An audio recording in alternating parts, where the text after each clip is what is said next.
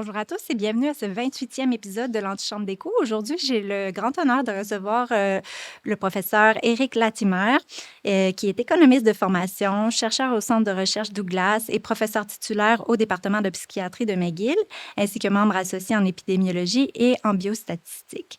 Ses travaux portent entre autres sur les politiques publiques en santé mentale et notamment sur les interventions efficaces auprès des personnes en situation d'itinérance, incluant le programme Chez Soi. Il est également président du conseil d'administration La Porte Ouverte. Monsieur Latimer, bonjour. Bonjour. Merci d'avoir accepté notre invitation. Aujourd'hui, on a un sujet qui est vraiment d'une importance capitale, je pense, partout en Occident, mais aussi au Québec, c'est-à-dire l'itinérance.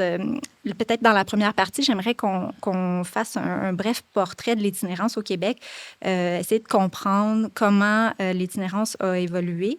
On sait qu'il y a une évolution récente quand même importante, on le voit, je pense qu'on le constate, mais peut-être au niveau des données, nous éclairer davantage quant à ce portrait-là de l'itinérance. Oui, certainement. Lors du dénombrement des personnes en situation d'itinérance qui a eu lieu en avril 2022, en octobre 2022, on a compté 10 000 personnes exactement en situation d'itinérance visible, ce qui représentait, après qu'on fasse différents ajustements pour pouvoir comparer des pommes avec des pommes, ce qui représentait une augmentation d'à peu près 44 par rapport au dénombrement d'avril 2018, soit un intervalle de 4 ans et demi, ce qui représente un rythme d'augmentation d'à peu près 8 par année. 2 ans plus tard, environ 2 ans plus tard, lorsqu'on a fait un exercice pour compter les personnes en itinérance hébergées, donc pas les personnes dans des lieux extérieurs, c'est vraiment compter les personnes dans des lieux extérieurs qui complique énormément la démarche. Mais en tenant compte seulement des personnes hébergées, on a estimé l'augmentation représentant un rythme de 10 par année. Donc, il semble y avoir, au moins jusqu'en 2024, non seulement un accroissement, mais un certain accroissement dans le rythme d'accroissement, donc une accélération dans le nombre de personnes en situation d'itinérance. Je pense qu'un des mots-clés que vous avez mentionné à l'instant, c'est le mot « visible ». Oui. Dans le sens où je pense qu'il faut faire la distinction aussi entre différentes situations. Puis c'est là où moi, j'ai l'impression aussi que peut-être les enquêtes de terrain peuvent révéler. Là, on parle beaucoup d'une itinérance qui aurait changé de visage, qui aurait, entre autres, une itinérance qui se serait régionalisée, qui aurait une itinérance qui est plutôt cachée. On parle de gens qui sont peut-être en situation de précarité, qui ne comptent pas nécessairement dans ces dénombrements-là, qui aurait aussi une féminisation de l'itinérance. Qu'est-ce que les données nous disent à cet égard-là? Est-ce que c'est vrai? Bien, l'itinérance cachée existe depuis très longtemps. On ne sait pas exactement quelle en est l'ampleur parce qu'on n'a pas de bonne méthode pour compter les personnes qui se trouvent en situation de, comme on dit, couchsurfing, ou qui... on inclut aussi au Québec les personnes dans des maisons de chambre comme en itinérance cachée. En principe, on pourrait les compter, mais ce serait assez malaisé. Ça fait qu'on a pris la décision de compter ça comme de l'itinérance cachée. Aussi, les personnes qui sont, par exemple, dans des chambres de motel, des roulottes, des dans voitures. Des saunas. Les personnes qui sont dans des roulottes ou des lieux qui sont cachés, dans la définition québécoise de l'itinérance cachée, on les inclut dans l'itinérance visible, même si on ne va pas nécessairement réussir à les voir le soir d'un dénombrement. Donc, les personnes en situation d'itinérance cachée, au sens où on les définit au Québec, surtout celles qui sont en situation de couchsurfing, on n'a pas de bonne façon de les compter. Alors, on sait simplement qu'on en rencontre le soir du dénombrement. On sait combien on en a rencontré, mais on sait que c'est juste une fraction du nombre total. Et on n'a pas de bonne méthode pour les compter. En ce qui concerne les femmes, effectivement, on a vu entre le dénombrement de 2018 et celui de 2022, une certaine augmentation, environ du quart à 29% en 2022. Mm. Euh, qu'est-ce qui se cache derrière ça? C'est pas complètement évident. J'ai vu des données indiquant qu'il y a eu quand même une certaine augmentation de la violence conjugale pendant la Mm. pandémie. Mhm. L'itinérance chez les femmes, dans bien des cas, va provenir de maltraitance par un partenaire, un Mm. conjoint. Euh, mais on voit aussi cette augmentation assez sensiblement chez les personnes dans les lieux extérieurs. Ce qui nous dit d'une part que, disons, c'est ce qu'on constate, c'est ce qu'on voit le plus, c'est les gens qui dorment dans des lieux extérieurs. Mm.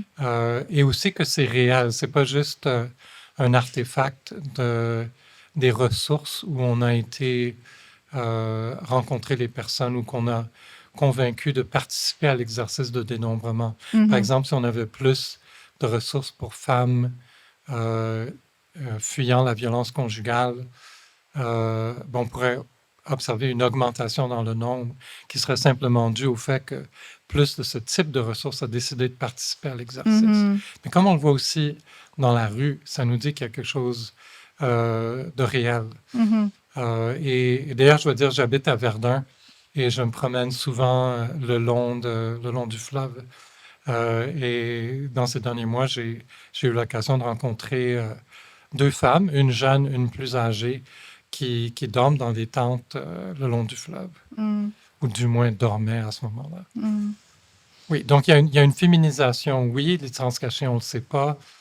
Régionalisation, oui, absolument. On voit à travers le Québec, dans toutes les régions, Mhm. dans le dénombrement de 2022, les 11 régions où on a fait l'exercice en 2018 et 2022, on a remarqué une augmentation qui était toute petite à Laval, 6%, mais beaucoup plus importante dans l'Outaouais, où c'était Gatineau. pratiquement le triple, si je me Mhm. souviens bien. Mhm. Il y a Granby aussi, je pense, peut-être, qui est... Granby ferait partie Ouais. de l'Estrie ou de la Oui, Montérégie. Estrie, je crois.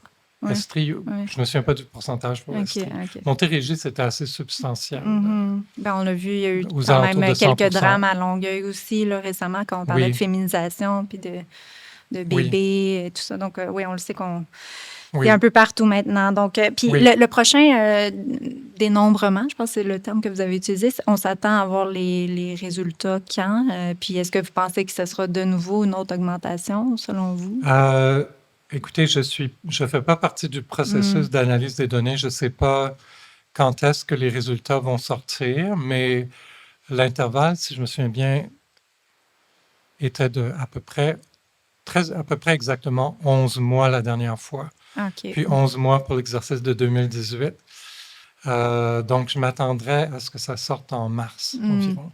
Parfait. Mais Ouais. je ne sais pas, il y a peut-être des choses qui se passent dont je ne suis pas au courant. Puis au niveau des facteurs qui font en sorte finalement que les gens se retrouvent dans cette situation-là, quels sont les principaux facteurs selon ce qu'on regarde là, dans les données, puis ben, ce à quoi vous avez accès là, au niveau de la crise du logement? On pointe souvent ça du doigt, la sortie d'institutions, puis on y reviendra plus tard, mais aussi santé mentale, toxicomanie. Même il y en a qui évoquent l'immigration. Je veux dire, selon vous, c'est quoi les facteurs principaux, si on veut? Là? Bien, je pense qu'il faut distinguer entre les facteurs qui peuvent mener une personne à se retrouver en situation d'itinérance Mhm. et les facteurs qui font qu'on a une telle augmentation. Mm. Donc, il y a beaucoup de facteurs qui peuvent mener une personne en situation d'itinérance. Effectivement, les problèmes de santé mentale, les dépendances, les conflits, notamment Oui, vous l'avez mentionné. conjugaux, euh, sont les, le fait de se retrouver en milieu carcéral, une hospitalisation prolongée. Il y a beaucoup de facteurs comme ça qui peuvent participer aux circonstances qui vont faire qu'une personne va se retrouver en situation d'itinérance. Mhm. Mais euh, le gouvernement actuel a parlé de l'immigration comme Mm. explication importante, mais c'est pas une explication qui tient beaucoup la route, du moins peut-être jusqu'à tout récemment. Parce que si on regarde en 2018 et 2022, en fait, il y a eu une baisse de l'immigration. Et néanmoins, on a vu une augmentation importante de l'itinérance. Il est possible que depuis 2022, où Parce qu'il y a eu une l'immigration a hausse, oui, augmenté, oui.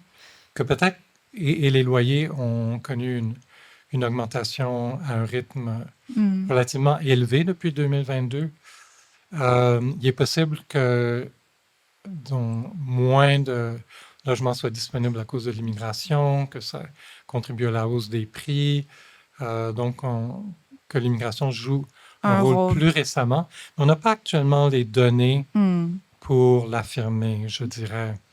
Par contre, ce que je vous dirais qui est l'explication numéro un du fait qu'on voit un accroissement important dans le nombre de personnes en situation d'itinérance, c'est l'augmentation des prix des loyers, l'augmentation des loyers.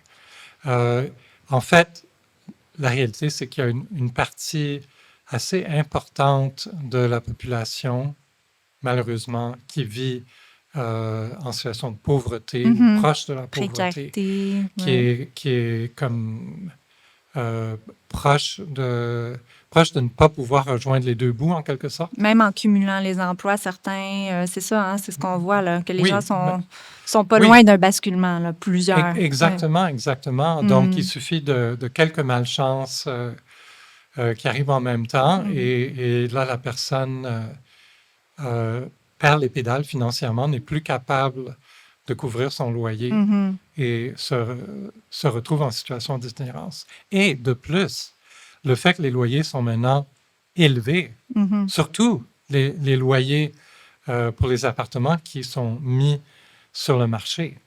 Il y a beaucoup de personnes qui vivent dans des appartements où les loyers ont augmenté à un rythme très modéré pendant des années.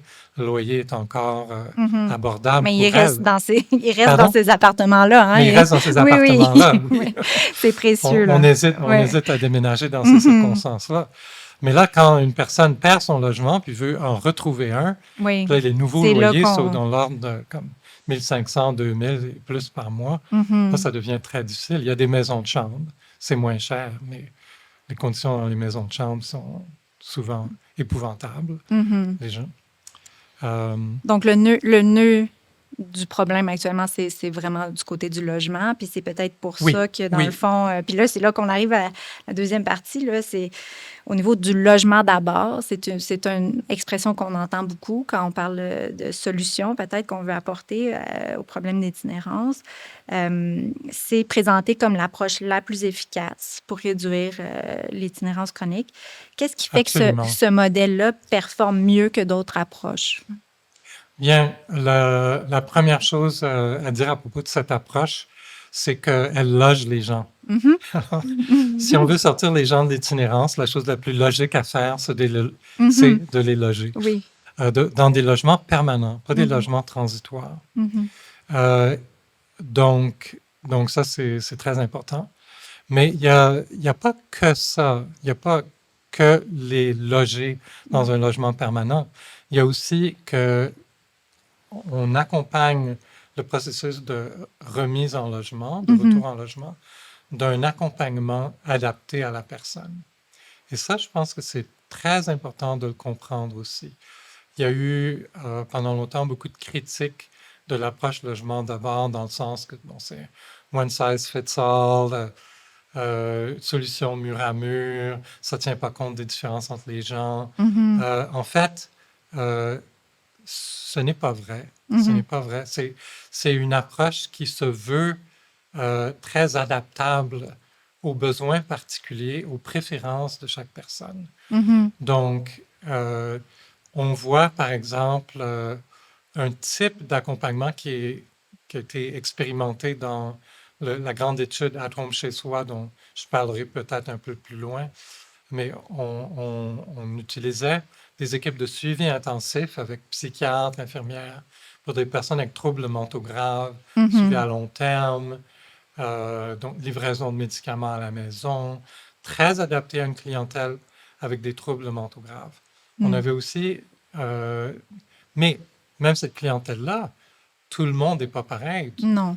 Les gens peuvent avoir des intérêts, des préférences, des rêves très différents les uns des autres.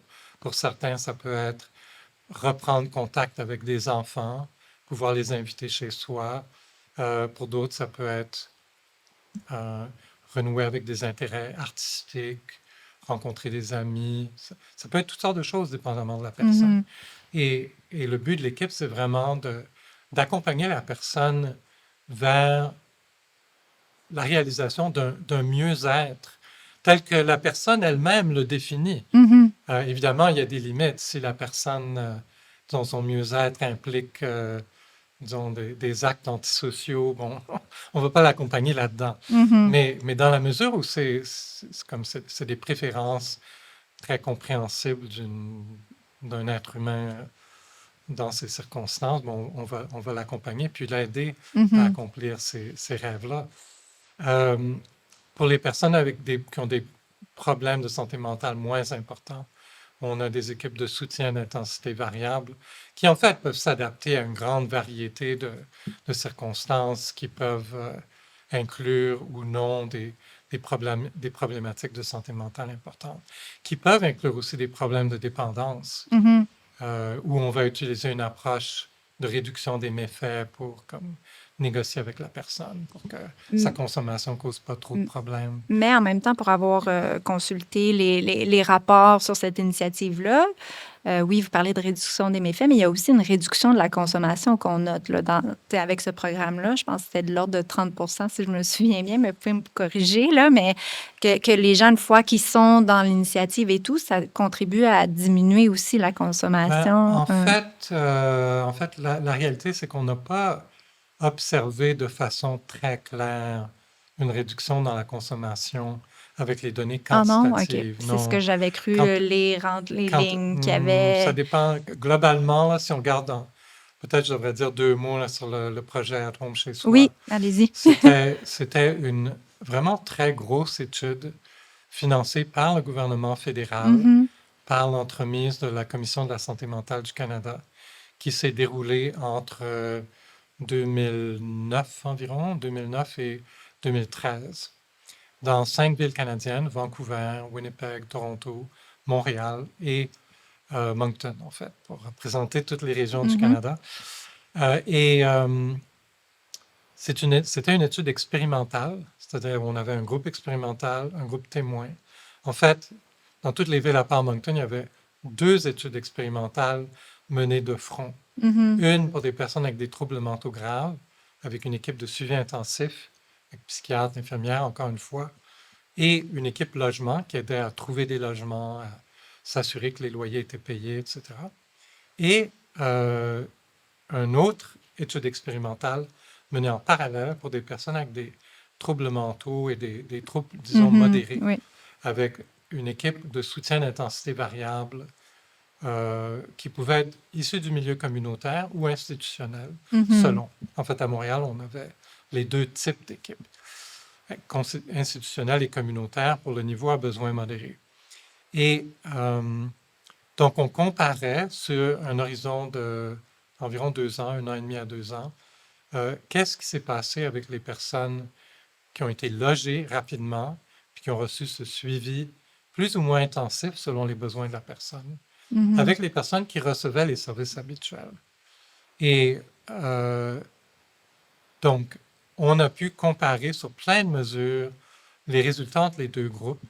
Et en fait, ce qu'on a vu, c'est que en termes de stabilité résidentielle, de arriver à se retrouver en logement permanent et à rester en logement permanent, les résultats étaient très probants mhm. pour l'approche, et ça dans toutes les villes, pour les besoins élevés, besoins modérés, etc.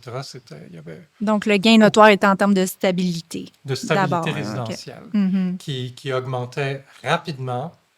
Il faut dire que le groupe témoin a augmenté aussi dans toutes les villes. Il y avait des mhm, personnes qui n'avaient pas un long passé d'itinérance chronique qui, euh, en suivant avec les services habituels, ont réussi à se sortir de l'itinérance, de sorte qu'il y avait un certain rattrapage avec le mhm, temps, mhm, mais pas complètement.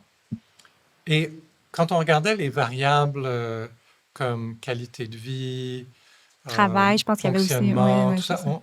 on n'a pas vu, on a vu un peu de différence au niveau de la qualité de vie, au niveau du niveau de fonctionnement de la personne, Mhm. mais honnêtement, c'était pas dramatique. OK. Et au niveau de la consommation, globalement, C'était avec les pas. mesures qu'on avait, on n'a pas vraiment vu de différence. Hmm. Par contre, ce qui a été très intéressant, c'est les analyses qualitatives. À Montréal, c'était mon ancien collègue Christopher McCall du département de sociologie à l'Université de Montréal qui avait analysé les données qualitatives, mais ces analyses ont été incorporées dans des analyses qui incluaient les participants des autres villes. Et, et là, définitivement, on a vu des récits de personnes qui disaient, bon, maintenant que je suis logé, je sens moins le besoin de consommer. Mhm. Parce que, Oui, c'est ça. C'est parce que la, peut-être ça. la consommation est une forme d'automédication aussi. Oui. Et les gens en ont moins besoin quand elles sont logées. Je pense qu'on y reviendra plus tard dans Oui, l'entrevue parce qu'il y a des enjeux très importants alentour de tout ça, je crois tout à personnellement, fait. en Peut-être. termes de politique publique. Effectivement. Est-ce que, bon, là, on parle de logement d'abord, puis je pense qu'on s'entend que ça fait un impact sur la stabilité, puis Oui, qu'on donne un toit à quelqu'un qui en a oui, amèrement besoin. Ceci dit, on est dans un contexte de pénurie de oui. logement. Est-ce que pour vous, comment on s'en sort, là? Est-ce que c'est possible de mettre de l'avant cette solution-là dans le contexte dans lequel on est actuellement? Puis si oui, que faire pour y arriver?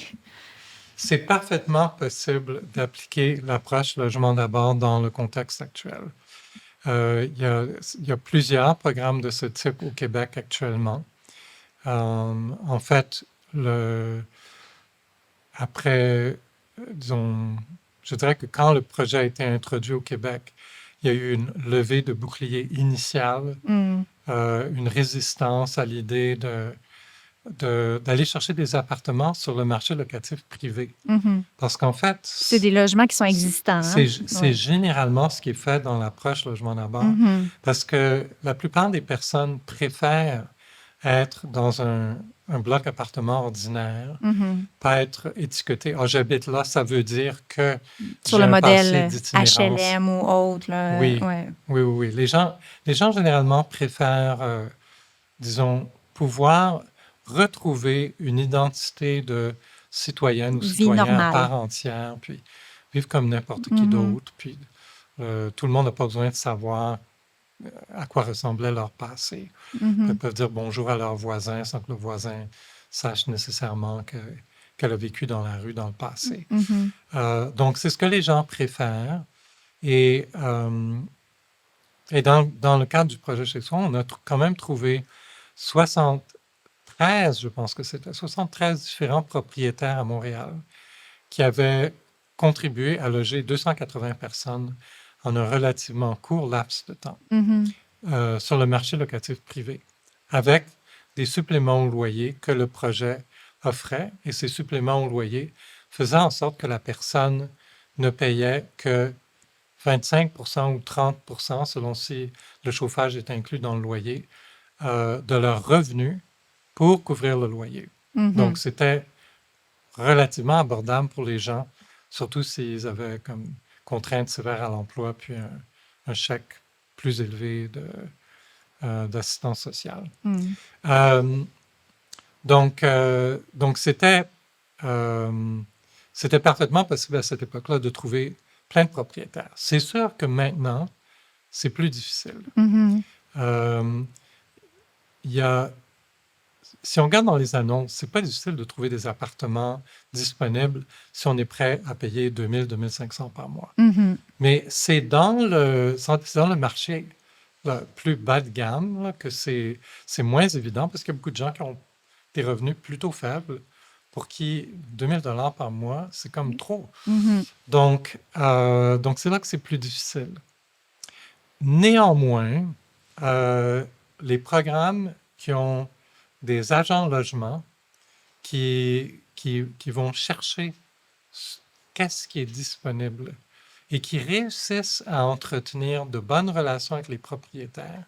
Et à ce niveau-là, je dirais qu'il y a tout un savoir-faire qui est plus ou moins développé chez les propriétaires existants, mais il y a un savoir-faire qui existe, qui peut être acquis par un programme de ce type, qui va faire en sorte que beaucoup de propriétaires vont même souvent préférer avoir un locataire qui est suivi par un de ces programmes à un locataire à faible revenu Mhm. ordinaire. Oui, parce qu'il y a une stabilité là aussi pour lui aussi Parce dans qu'il y a l'équation. Oui.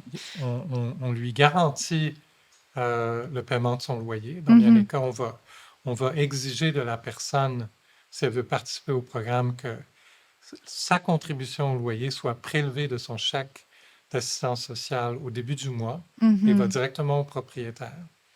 Euh, et l'autre partie est payée par le programme ou par l'office d'habitation selon les circonstances. Euh, donc le propriétaire sait qu'il va se faire payer. Mhm.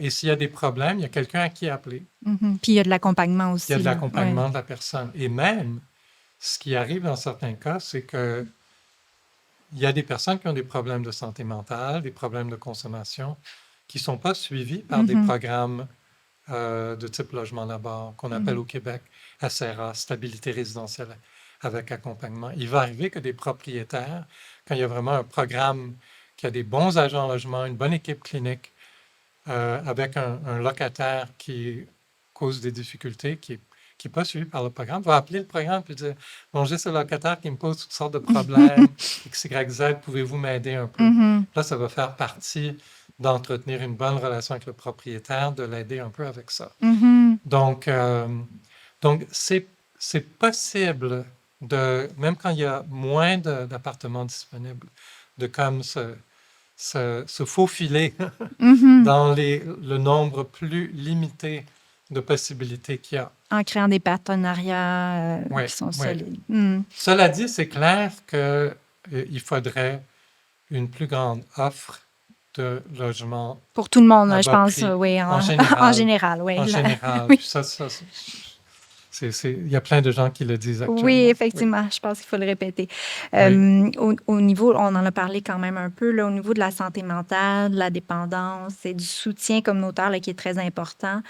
Dans les trajectoires d'itinérance, c'est souvent des enjeux qui vont, pas toujours, mais c'est quand même souvent des enjeux qui jouent un rôle déterminant. Comment on fait pour structurer une offre de service là, qui est réellement efficace? Puis là, on a parlé qu'on n'avait peut-être pas autant d'impact qu'on voudrait, mais comment faire pour aider avec ces enjeux-là? Ben, je répondrai à deux niveaux. Hmm. Le premier niveau, c'est que si on a une équipe de type SRA, stabilité résidentielle avec accompagnement, pour aider la personne à trouver un logement, cette équipe devrait, et souvent inclut dans les faits, des intervenants qui ont une certaine expertise au niveau d'accompagner les gens qui ont des enjeux de consommation. Mhm. Et donc, on va utiliser une approche de réduction des méfaits, Mhm. c'est-à-dire qu'on ne va pas insister que la personne devrait cesser de consommer. Ça, c'est souvent, Oui, c'est un vous idéal, mais mentionnez qu'il n'y a pas de stigmatisation dans l'approche oui, et c'est que... ça, c'est Ouais. ça. Souvent, personnellement, et avec d'autres chercheurs dans le domaine qui sont plus experts sur les problèmes de consommation, etc., que je ne le suis, vont dire que vraiment, l'idéal, c'est l'abstinence. Mhm. C'est de s'affranchir de la dépendance à une substance qui finalement réduit notre liberté, Mhm. qui introduit toutes sortes de contraintes dans nos vies. C'est une forme d'esclavage quelque part, surtout Oui. si la dépendance devient très grande. Donc, de pouvoir s'en affranchir, Oui, je pense que c'est c'est vraiment, l'objectif des personnes elles-mêmes oui, aussi. Oui, c'est ça ça. va souvent l'être, mais Mhm. souvent les personnes sont juste pas rendues au point où elles sont capables, elles sont en Mhm. mesure de le faire.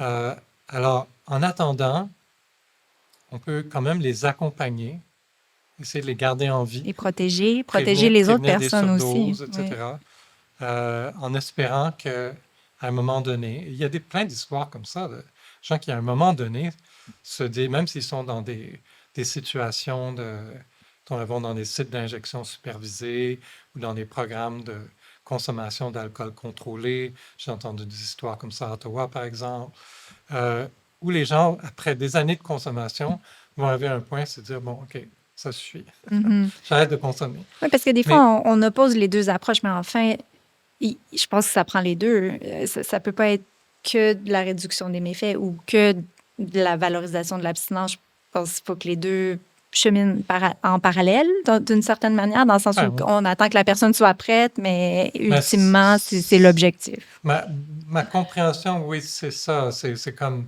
ce serait, on s'entend que ce serait souhaitable à long terme. Mm. On accompagne la personne en attendant, en essayant de faire en sorte que sa consommation va lui causer le moins de préjudice possible et va causer le moins de préjudice possible à d'autres aussi en Mhm. même temps. Mhm. Mhm. Donc, c'est l'approche de réduction des méfaits. Donc, de pouvoir accompagner le maximum de personnes qui sont prises avec des dépendances avec cette approche me semble hautement souhaitable. On n'a pas le personnel psychosocial en place pour faire ça pour avec autant de personnes que possible. Mhm. Mais idéalement, on ferait ça. Ça, c'est une partie de la réponse que je donnerai à votre question. Mhm. L'autre partie, c'est, là, je vais vous partager une grande inquiétude que j'ai quand je vois ce qui est en train de se passer. Mhm. C'est que, dans une certaine mesure, possiblement, l'accroissement de l'itinérance qu'on voit actuellement est dû, puis ça, je pense qu'on ne sait pas vraiment dans quelle mesure, Mhm. à, disons, plus de consommation par des personnes logées. Plus de consommation d'opioïdes, plus de consommation de stimulants, Mhm. comme le crystal meth, Mhm. la méthamphétamine en cristaux.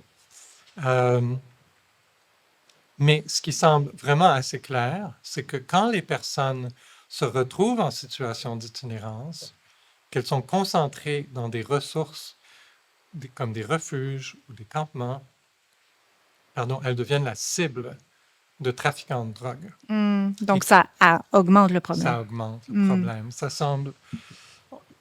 J'ai pas vu de données qui peuvent nous donner une idée de l'étendue de ce phénomène. Il semble très probable que c'est quelque chose qui est en train de se produire. Mm.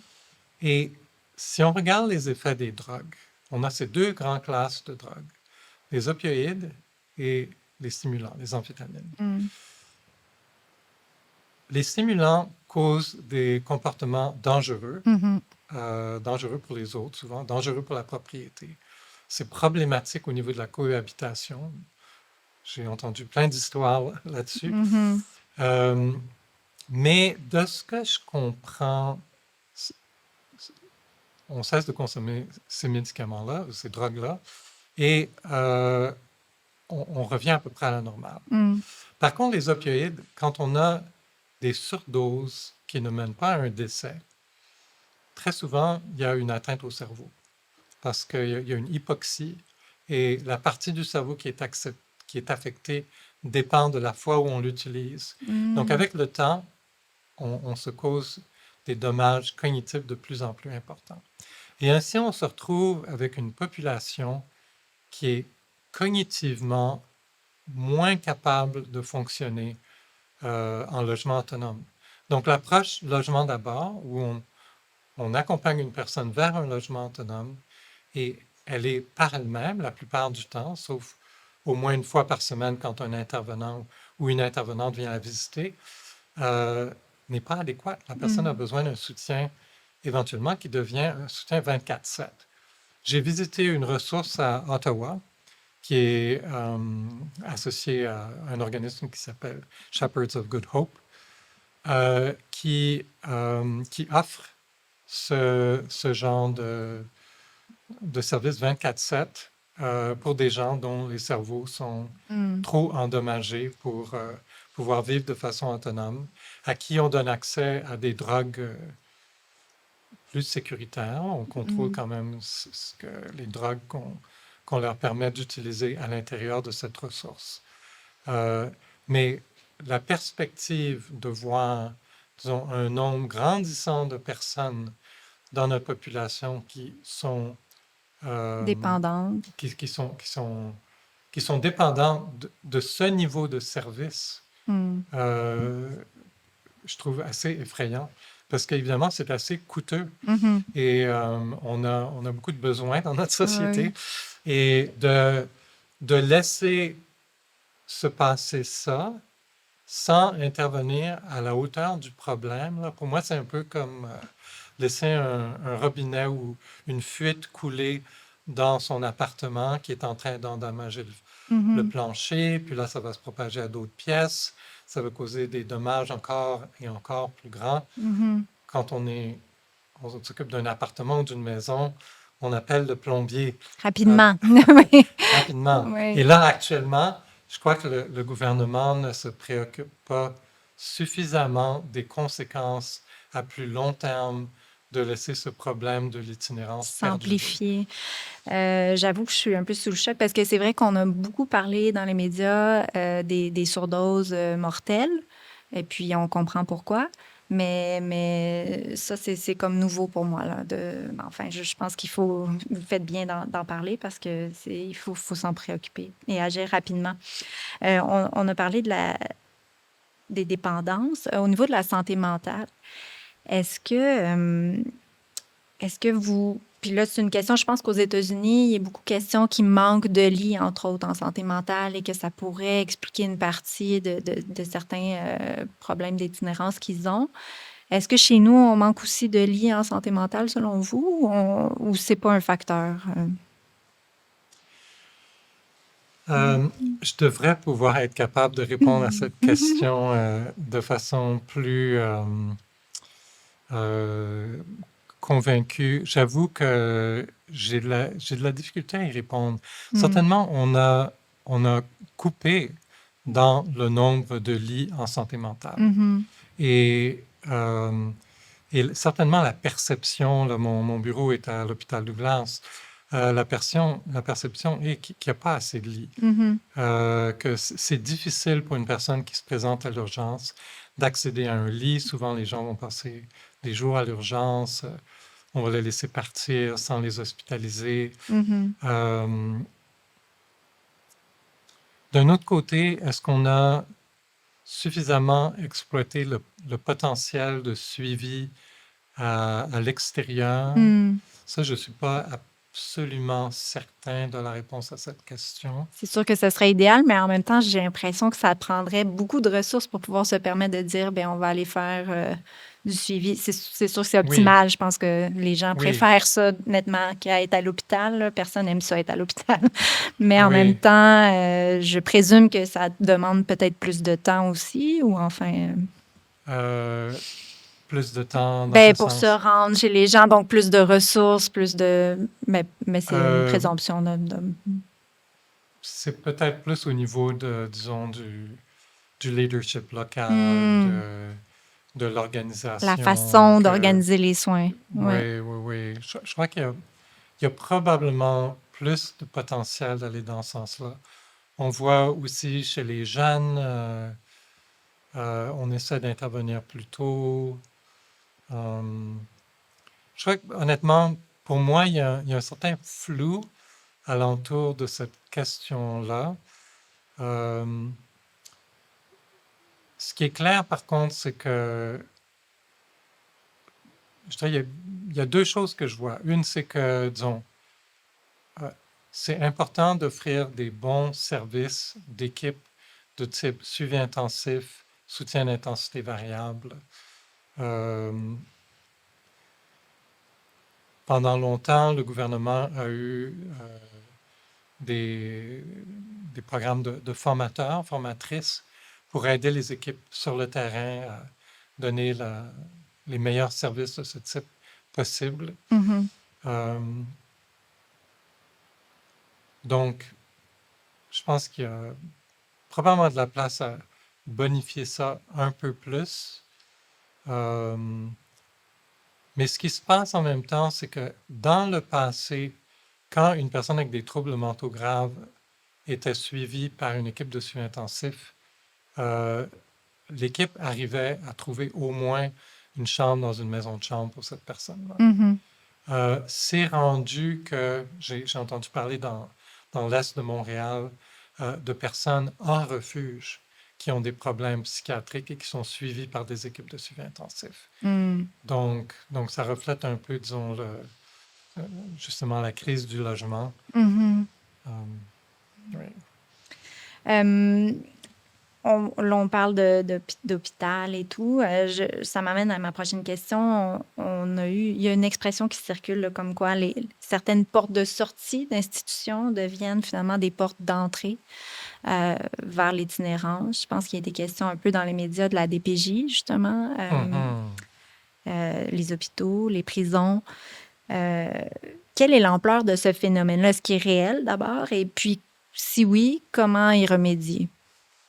En ce qui concerne la DPJ, c'est très réel. Mm. Euh, j'ai pas tous les chiffres en tête, pour être honnête. Mhm. Euh, mon collègue, Dr. Martin Goyette, a fait beaucoup de travaux. Il mène une grande étude appelée l'AGDEP, où il suit des jeunes sortant du milieu de protection de la jeunesse euh, et où il documente des pourcentages assez élevés de personnes qui, assez rapidement, vont vivre des épisodes d'itinérance. Et on le voit très bien dans les données. Par exemple, dans une enquête que j'avais menée avec d'autres en 2015, où on avait interviewé 1000 personnes en situation d'itinérance à Montréal environ. Euh, si je me souviens bien, la moitié des jeunes de moins de 30 ans dans la rue avaient Le- fait des séjours de 6 mois ou plus dans des centres La jeunesse. moitié. La moitié, la Mm. moitié.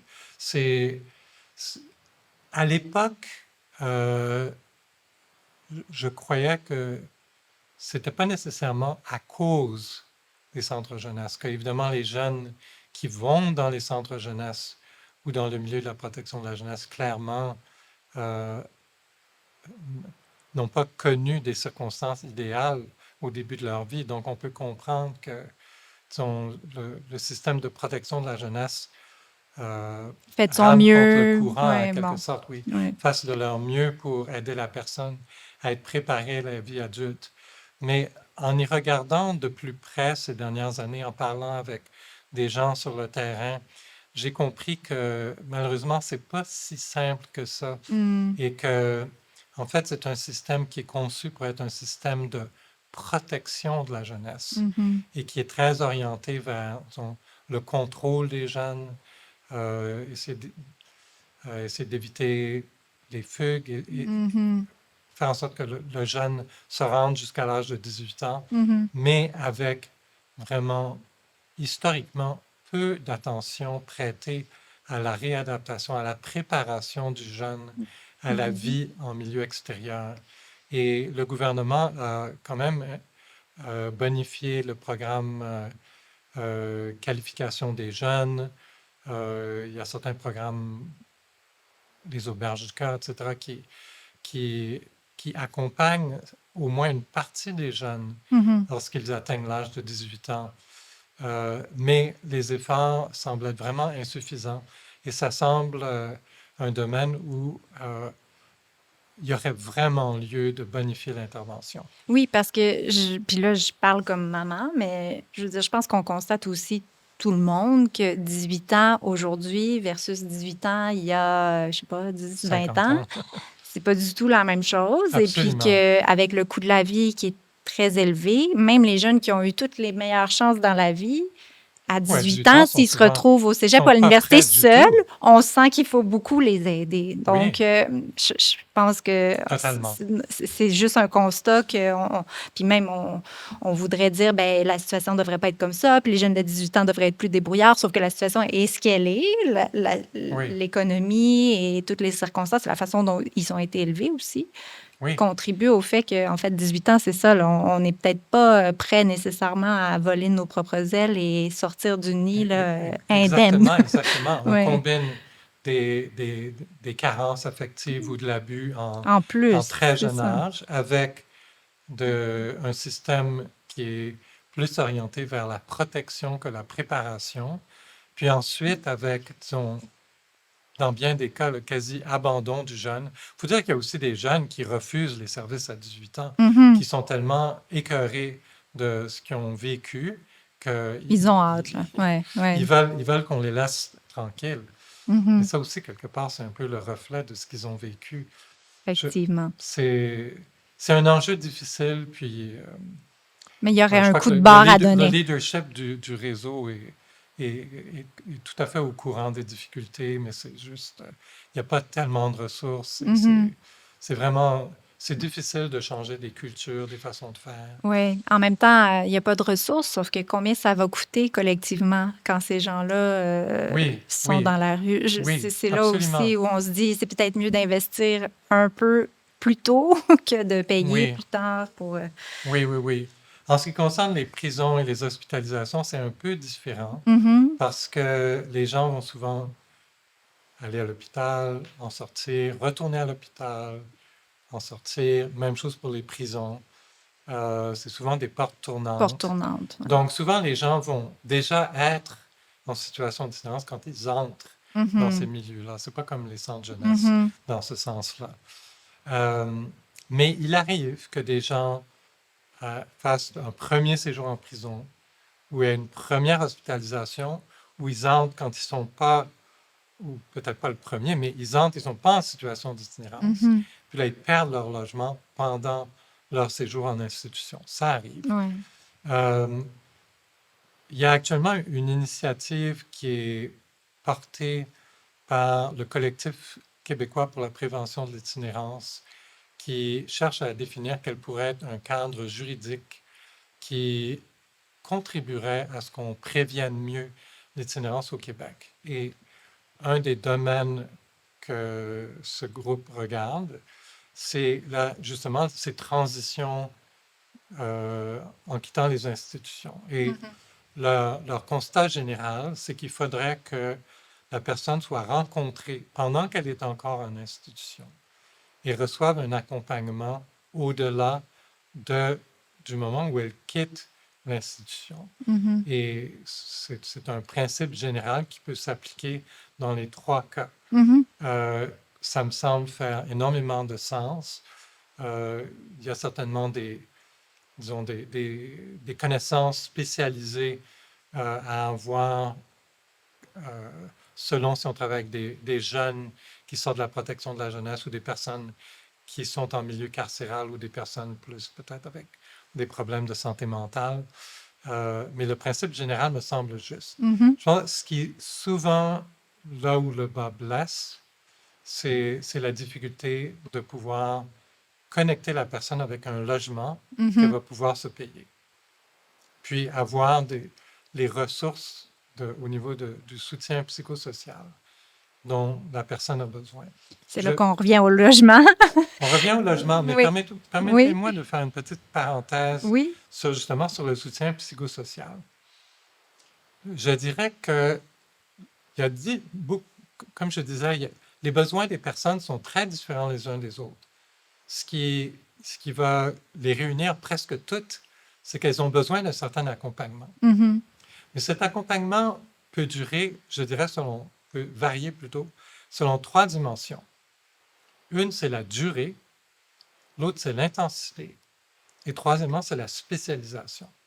Donc, si je prends par exemple une femme qui est victime d'abus de son conjoint, disons. Dans certains cas, il s'agit de femmes qui ont peut-être pas tellement d'éducation, des problèmes de santé mentale, des problèmes de consommation.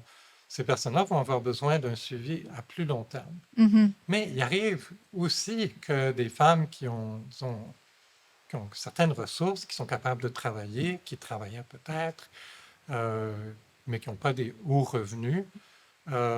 Autrement, elles pourraient facilement aller dans un hôtel, se trouver un appartement ailleurs. Elles n'ont pas vraiment besoin de beaucoup d'aide. Mhm. Puis elles ont un réseau social qui va les aider. Mais il y a quand même une catégorie de femmes qui vont pouvoir s'en sortir assez bien, mais qui n'auront pas besoin d'un suivi pendant très longtemps. On va les aider à retomber sur leurs pattes en quelque sorte, puis elles vont bien se débrouiller. Mhm. Elles n'ont pas besoin d'un suivi à long terme. Euh, À l'autre extrême, il y a des personnes qui ont par exemple, la schizophrénie.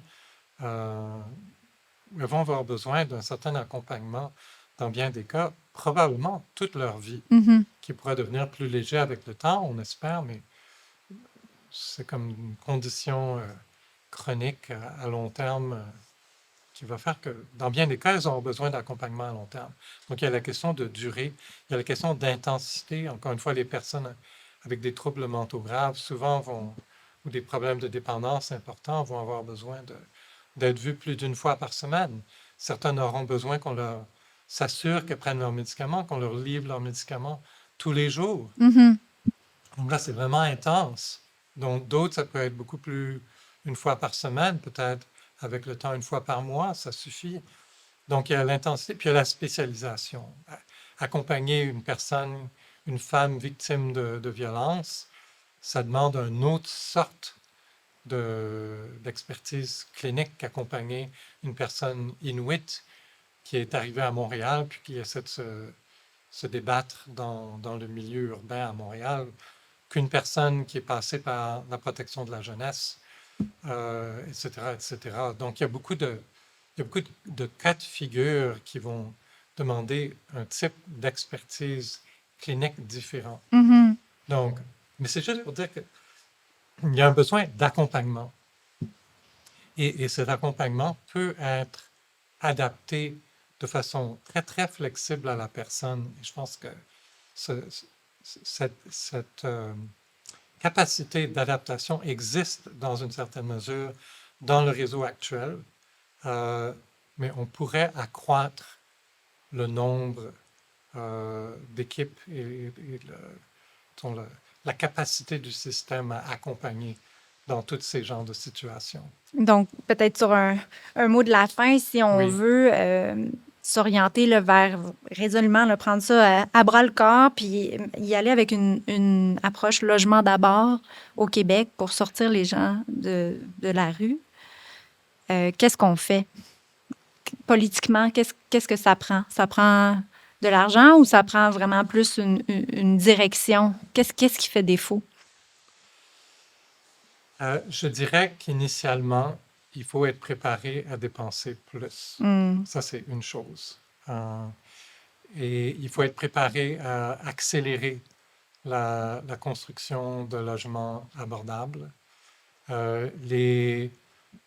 potentiellement d'augmenter l'accès aux suppléments au loyer pour que, il y a, encore une fois, c'est pas tant qu'il y a, il y a relativement peu de logements vraiment abordables, mais il y a plus de logements qui sont de meilleure qualité Donc, sur ça le pourrait être de marché. louer ceux-là, Ça si on pourrait a être bien le d'aller choix. dans le sens d'aller un peu plus haut dans la gamme de logements Mhm. qu'on va être prêt à utiliser.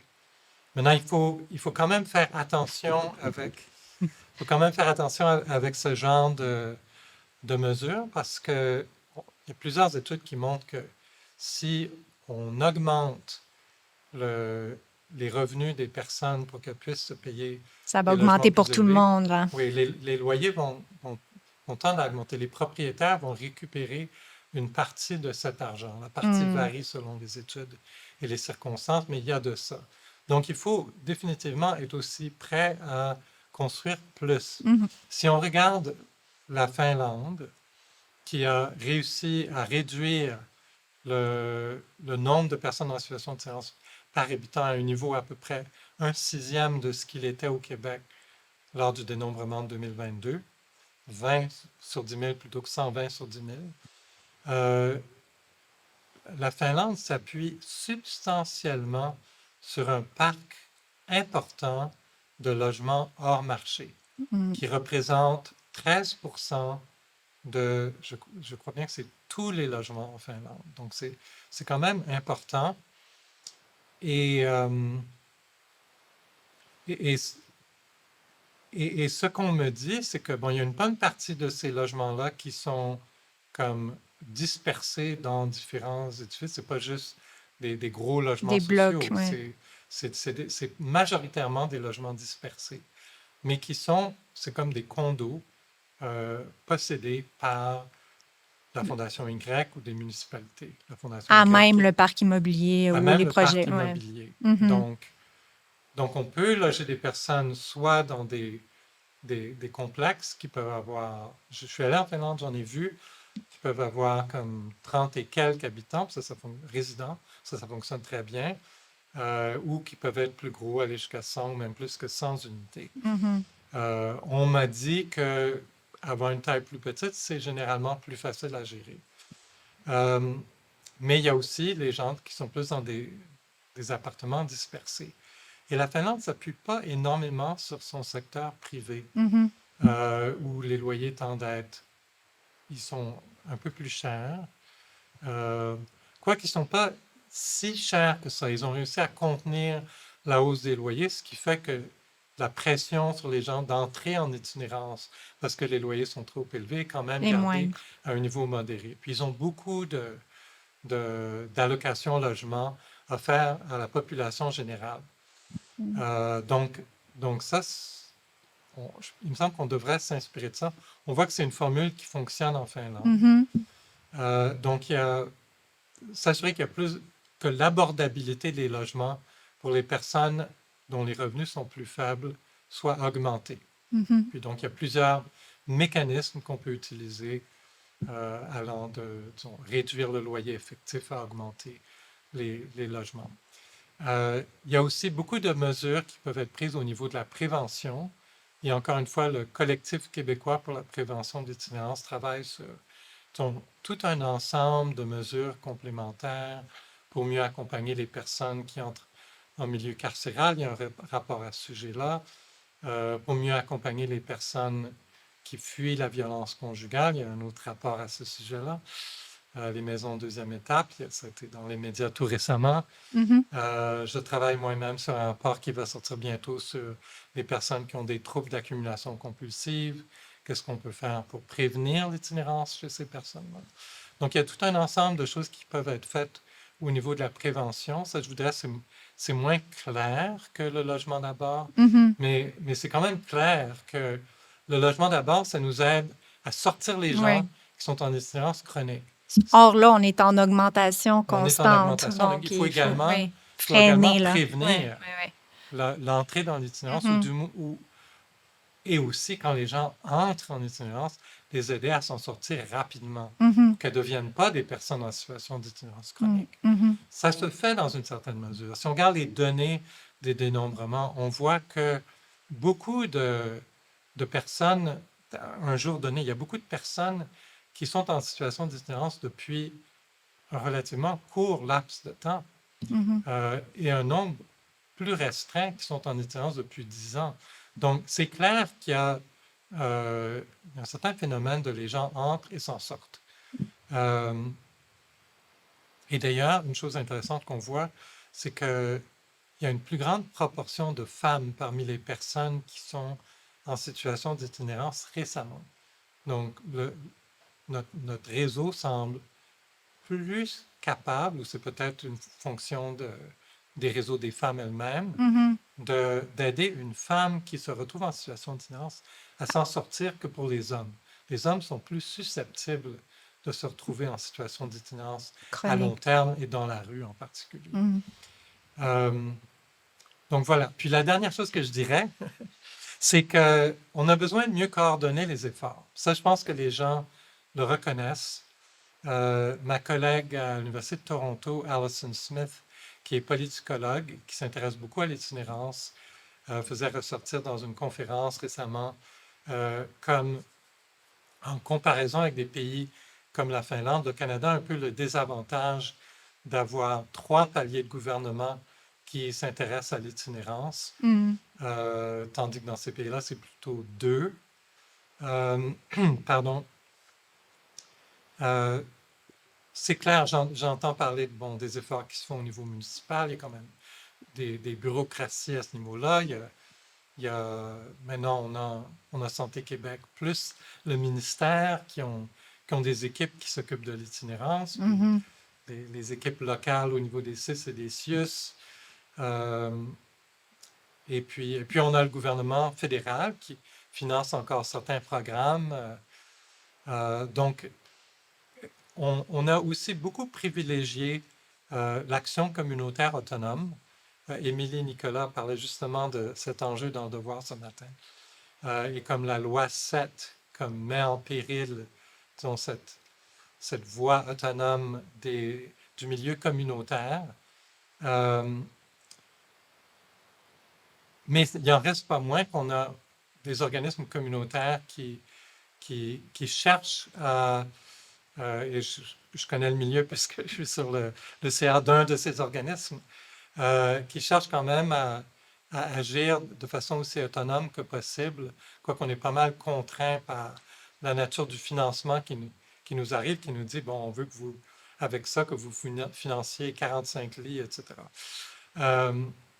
Mais on a donc beaucoup d'acteurs qui ne sont pas très bien coordonnés. Mhm. Et si on regarde, par exemple, le succès relatif qu'on a vu, par exemple, à Houston, aux États-Unis, c'est un succès qui est arrivé parce que, disons, une personne responsable a assumé le rôle Un chef d'un d'orchestre, là. chef Ouais. d'orchestre Mm. pour coordonner les différents efforts.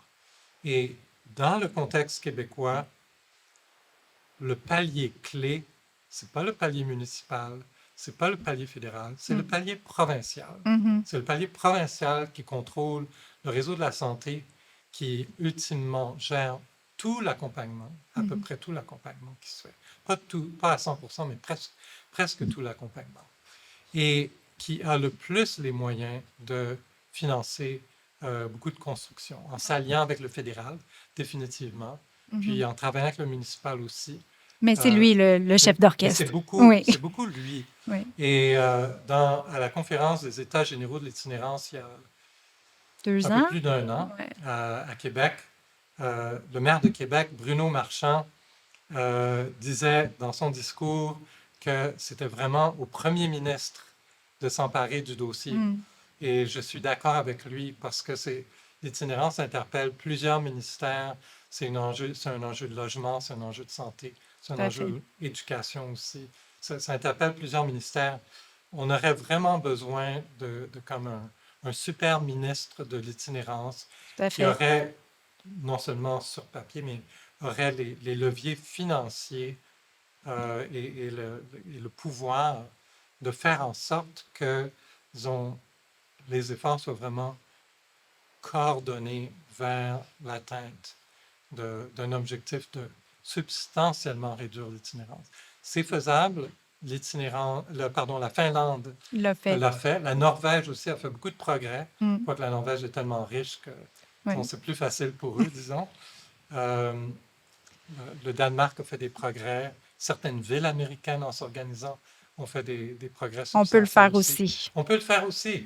Je pense que c'est un bel endroit pour s'arrêter. Merci beaucoup, M. Latimer, pour votre générosité. Puis, on entrera bientôt en campagne, bientôt, relativement bientôt, en campagne au niveau provincial. J'espère que ce message-là sera entendu et qu'on aura un super ministre pour contrer Je l'itinérance. l'espère aussi et je vous remercie beaucoup pour Merci. l'entrevue. Merci.